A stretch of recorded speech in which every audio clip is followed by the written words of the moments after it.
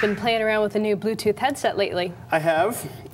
It's the, well, actually, Jim, our beloved leader, Maximus, threw this on my desk, and it's Aliph's latest Jawbone. It's the $80 Icon. Threw it into my cubicle and asked me how it holds up compared to other Bluetooth headsets out there. Jawbone, of course, having a fantastic reputation for doing noise reduction-based headsets, and they either fit in people's ears or they don't.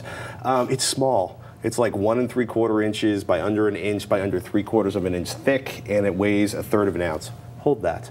Oh. Yeah, it weighs nothing. It's got 2 controls actually on it. If you look at the bottom, there's a nice, like, you can actually tell it's on or off, and it doesn't turn itself on or off by itself switch right there. And then there's a little, well, basically the other control is a button, like a multifunction button on the end. So if you want to answer a call or ignore a call or do something like that. Yeah. And that's it for controls. People either love it or hate it in terms of the fit. It comes with a selection of little, well, here we go. Fit option A, earbud only. Fit option B, earbud and ear loop. So you can basically put either just an ear loop on there. You can, there's English in my sentence here somewhere.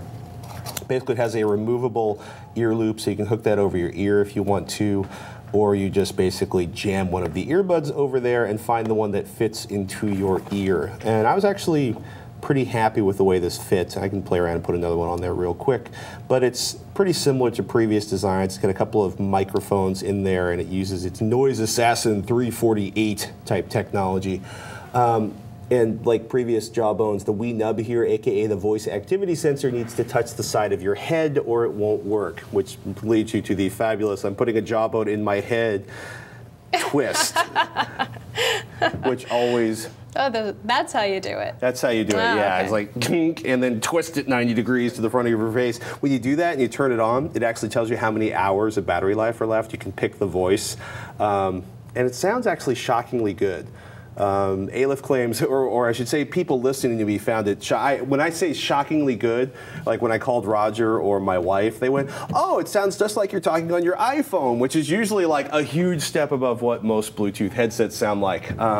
Aliph claims 4 hours of talk time, 10 days of standby. I haven't drained it yet, so those numbers sound pretty good to me. I've actually been ignoring the Icon's built-in voice. It tells me the battery level, because when you hook it up to an iPhone, when you configure it, it puts a little battery level app next to the iPhone's battery level. So, you know, it basically, the little onboard OS on the Icon, which the Aliph people are very excited about, actually tells you, reports back to the phone what the battery level is, right next to the battery level icon for the phone itself. It looks like a little peace pipe, but that's actually supposed to be a Jawbone style headphone. Through the cracks and the chips cracks in your iPhone. and gnarled, yeah. The voices are customizable through Jawbone's MyTalk website.